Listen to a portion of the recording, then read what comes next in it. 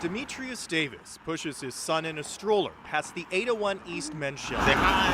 That's where Davis stays most nights after co-parenting with young Jahari's mother. What's it like bringing in a little one to a place like this? I don't like it. The only reason I brought him in is because I had to make sure I get my bed for the day. 801 East Men's Shelter has 396 beds. 1, 2, 3.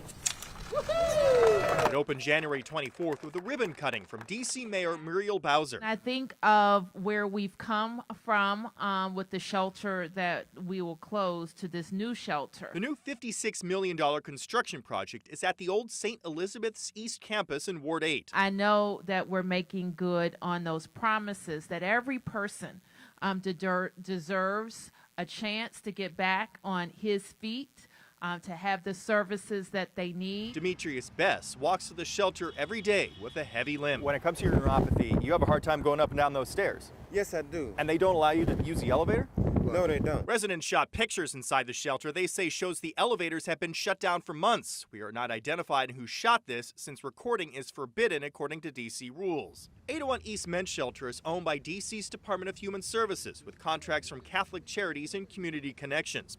All groups declined our interview request and our request for a tour inside the shelter. The district pays Community Connections $1 million a year to provide food to the men seeking shelter here. Lukewarm, right? It's half done. At this point, it's given like some people don't even like eating it in here because it's not always cooked all the way through. And that's dangerous. Since we began our investigation into client complaints of the shelter, D.C. stopped offering lunch to shelter residents, saying it was only a COVID emergency offering. And in September, DHS announced that restaurant Henry's Soul Food Cafe will start preparing dinner in December. But shelter resident William Johnson says the lack of lunch comes with consequences. I know of people that actually go to different grocery stores, and shoplift. Risking their freedom, because they got to shoplift to feed themselves. Because they're hungry. Because they're hungry. Video taken by residents show that because of the broken elevators, the day room traditionally used for storage was being used by residents overnight for several months. They got 12 men sleeping in the day room on cots, like little army cots. And the army cot is about this high off the floor.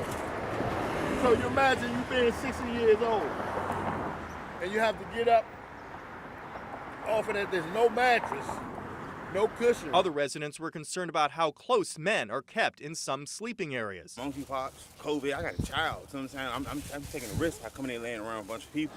D.C. Human Services Department says it just finished fixing the elevators that allowed the reopening of the 5th floor, taking away the need to keep men overnight in the day room.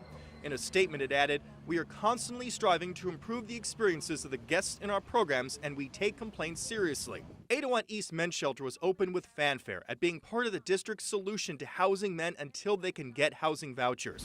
While residents we talked to say this shelter is better than the other men's shelter on New York Avenue, they feel improvements are still needed. It's better living in the tent out here than it is in the shelter. Why?